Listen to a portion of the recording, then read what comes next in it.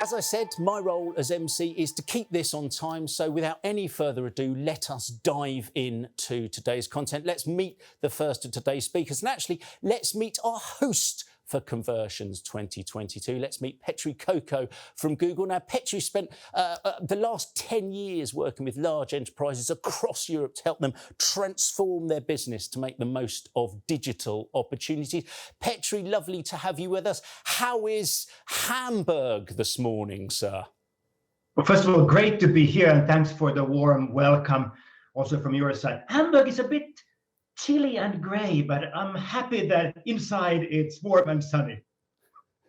That's a pity, because the weather was lovely yesterday. We did a little test of this yesterday, and I know it was delicious right. yesterday. It sounded like a particularly fine holiday destination this spring. So look, enough of the promotion for Hamburg. Petri, I'll hand over to you to kick us off today. Thank you, Ruben, and to all of you, welcome to the 12th Conversions at Google event.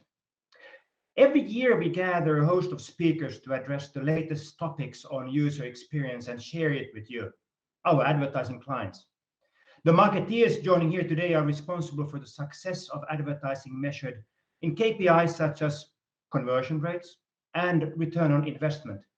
But that return only happens if a visitor really becomes a customer. So user experience teams and marketing teams need to work together really closely to make this happen.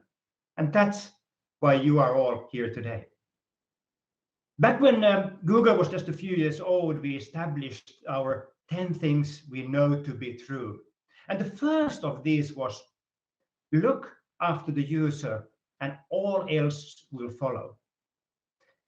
It's been a mantra for us ever since. Identifying the critical user journeys of any Google product is central to everything we do. Digital experiences need to respond to the customer's new, unmet, and ever-changing needs. From traditional product or service trends shifts to a future of increasing concern about sustainability. This is why putting the customer at the center of everything is the theme of today's event. With more than 35 million active customers, Zalando is Europe's leading online fashion platform. While redesigning and introducing new product features in 2020, Zalando saw a significant decrease in web performance. Through extensive testing, they knew that 100 milliseconds page load time improvement led to 0.7% uplift in revenue per session. Think about that. Quite literally, the blink of an eye in loading time improvement earns you almost 1% more revenue for every customer that comes through your digital door.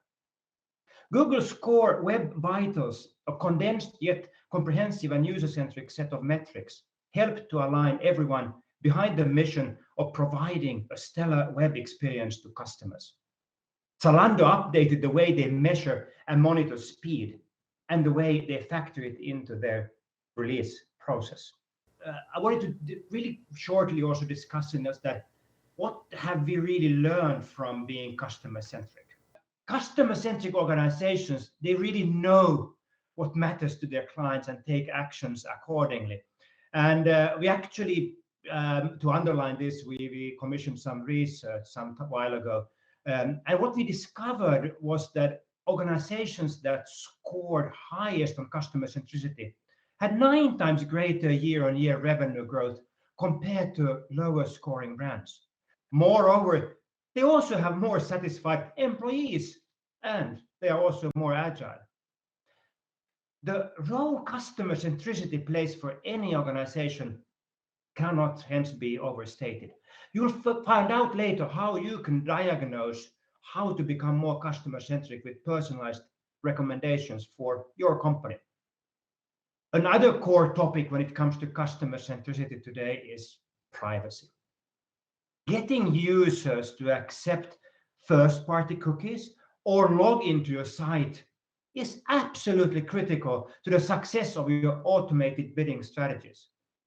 Users who are getting great experiences from the moment they land on the site are much more likely to be open to sharing their personal data because they can see the value exchange up front, be it through fast loading pages or reassuring them about how their personal data will be used.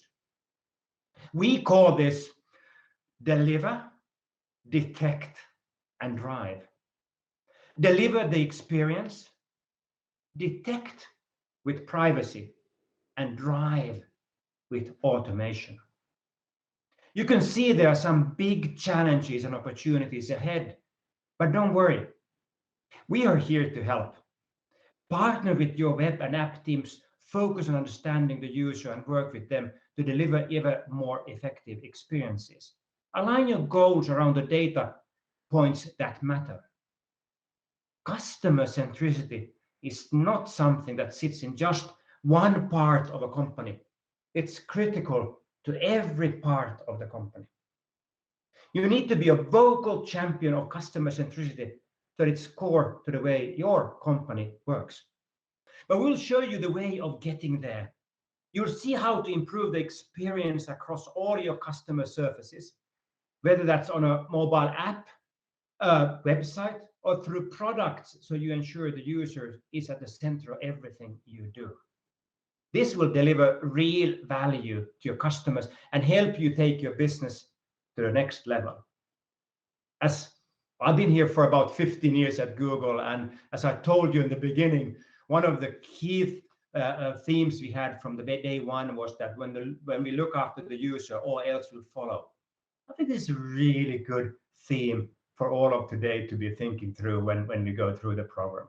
So welcome again. Great to have you here, and great that you stayed online so long. Back to you, Ruben. Thank you very much, Petri. I just, for those of you who, many of you I don't know, Petri saying he's performed in front of 2 million plus people. Petri used to be an Olympic figure skater, I think I'm right in saying, Petri, which explains that comment. As you said, Petri, one quick thing before you do go. As you said, customer centricity is baked into the very heart of Google from the word go. Any examples that you've seen in your time with Google when the customer has led and you've followed? I think there are loads of those. I think one of the things that, for example, we always talked about for years, and we still do, was, for example, that if a user don't know how to spell a keyword, it's not the user's problem, it's actually our problem. We need to help them. So that's why, for example, like the whole spelling correction, or also how it automatically fills out the keywords came about. Because we felt like, it's like, if they don't know what to ask, we need to help them to know what they want to ask. So that, for example, I think is a brilliant example of how we've been customer centric from day one.